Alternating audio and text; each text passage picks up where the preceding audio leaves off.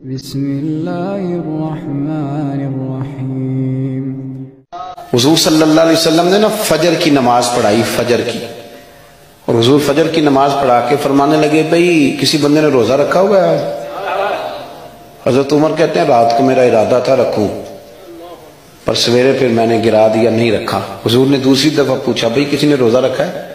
تو حضرت صدیق کے اوپر نے ہاتھ کھڑا کیا، عرض کی یا رسول اللہ میں نے رکھا ہوا۔ آپ حکم نہ دیتے تو نہ بتاتا، پر روزہ رکھنا بھی آپ نے توجہ دلائی ہے تو حکم بھی آپ کا بتاؤ تو بتا دیا۔ حضرت عمر کہتے ہیں حضور نے فجر کی نماز پڑھائی، فجر کی۔ دوسرا سوال پوچھا بھی کسی نے کسی بیمار کی تیمارداری کی ہے؟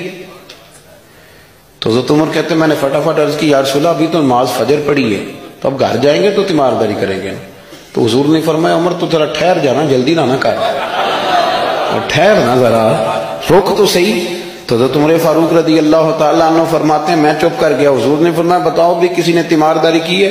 تو صدیق اکبر نے ہاتھ کھڑا کیا، عرض کی یا رسول اللہ عبد الرحمن بن عوف رضی اللہ تعالیٰ عنہ 2-3 دن سے نماز پڑھنے نہیں آ رہے تھے، رات میں نے پتہ کرایا تو پتہ چلا بیمار ہے، اور حضور مجھے یہ بھی پتہ ہے وہ میرا یار ہے، مجھے پتہ ہے رات کو جلدی سوچا پر تہجد میں ضرور اٹھتا ہے، تو حضور میں بھی ذرا فجر کا وقت جلدی اٹھا ہوں، تو فجر میں آنے سے پہلے عبد الرحمن ابن عوف کی تیمارداری کر کے آیا ہوں۔ حضرت عمر کہتے ہیں میں نہ ہلکا ہلکا ڈھیلا پڑ گیا۔ حضور نے تیسرا سوال پوچھا، فرمایا کسی نے کسی مسکین کو کھانا کھلایا ہے؟ کھانا کھلایا ہے کسی مسکین کو؟ حضرت سیدنا عمر فاروق کہتے ہیں میں نے پھر عرض کی، میں نے کہا یا رسول اللہ ابھی تو فجر پڑی ہے، گھر جائیں گے کوئی چیز لیں گے تو کھانا کھلائیں گے۔ تو حضور پھر مسکرائے، فرمایا عمر تو ذرا ٹھہر نہیں جاتا، ذرا ٹھہر نہ، ذرا نظارہ تو کرنا، گویا یہ شان صدیق اکبر کا جلسہ ہو رہا ہے، ذرا ٹھہرنا۔ حضور نے پھر پوچھا بھی کسی نے کسی مسکین کو کھانا کھلایا ہے؟ تو حضرت عمر کہتے ہیں لوگ سارے دائیں بائیں دیکھ رہے تھے اور میں چپ کے ابو بکر کو دیکھ رہا تھا، کہ مجھے پتا تھا کہ بولنا اسی نہیں ہے، اور دل میرا کر رہا تھا کہ کہہ دوں دیو جناب جواب، دل میرا کر رہا تھا۔ وہ سمجھ گئے تھے کہ سونا راضی کن کاموں میں ہو، بس یہ نقطہ انہوں نے پا لیا تھا۔ حضور نے فرمایا بتاؤ کسی مسکین کو روٹی کھلائی ہے؟ تو جناب سیدنا صدیق اکبر نے ہاتھ کھڑا کیا، عرض کی یا رسول اللہ سویرے اٹھا ہوں تو چھوٹا بیٹا بھی اٹھ گیا تھا، اور میرے وضو کرتے سنت پڑھتے ماں سے کہنے لگا بھوک لگ رہی ہے، تو ماں نے 2 روٹیاں بھی پکا دی، تو حضور ایک اس نے کھائی، دوسری اس کے ہاتھ میں تھی۔ جب ہم نکلے ہیں نا گھر سے تو دروازے پہ ایک فقیر کھڑا تھا، مسکین کھڑا تھا، کہہ رہا تھا رات سے بھوکا ہوں، کوئی دروازہ کھلنے کا انتظار کر رہا تھا، ابو بکر سب سے پہلے تیرا ہی کھلا ہے۔ تو حضور میں نا اس مسکین کو ایک روٹی کھلا کے آیا ہوں۔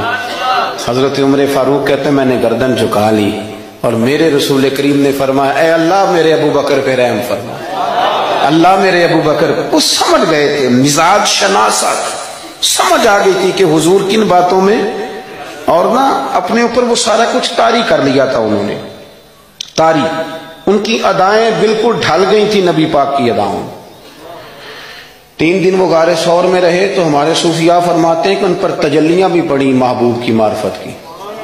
جب مدینے آئے نا نبی کریم کو لے کے، تو کچھ لوگوں نے حضور کی زیارت کی تھی، کچھ نے نہیں کی تھی، تو کچھ آتے تو نبی پاک کی دستبوسی کر کے بیٹھ جاتے، حضرت ابو بکر سے ہاتھ نہ ملاتے، اور کچھ صرف حضرت ابو بکر سے ہاتھ ملاتے اور حضور سے ہاتھ ہی نہ ملاتے۔ میری بات پہ توجہ ہے آپ حضرات کی؟ تو کچھ لوگوں کو نا شبہ ہونے لگا، وہ معاذ اللہ سمجھنے لگے کہ شاید یہی اللہ کے رسول ہے۔ حضرت صدیق اکبر یہ کیوں شبہ ہوا؟ تو ہمارے محدثین فرماتے ہیں کہ ابو بکر صدیق بولتے بھی اس طرح تھے جو میرے نبی پاک کا طریقہ، بیٹھتے بھی اس طرح تھے جو رسول پاک کا طریقہ۔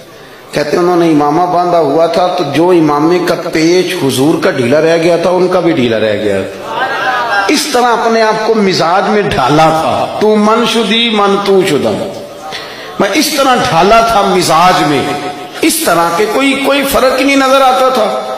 وہ کہتے ہیں جب حضرت ابو بکر صدیق نے دیکھا نا کہ لوگوں کو تو شک ہو رہا ہے، کوئی میرے ساتھ ہاتھ ملا کے بیٹھ جاتے، تو حضرت صدیق اکبر نے کہا کوئی ایسا کام کرنا چاہیے کہ پتہ چلے آقا کون ہے غلام کون ہے۔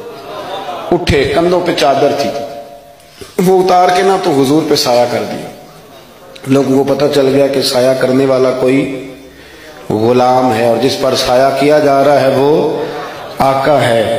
کیا خوبصورت نقطہ لکھا ہے مفسرین نے.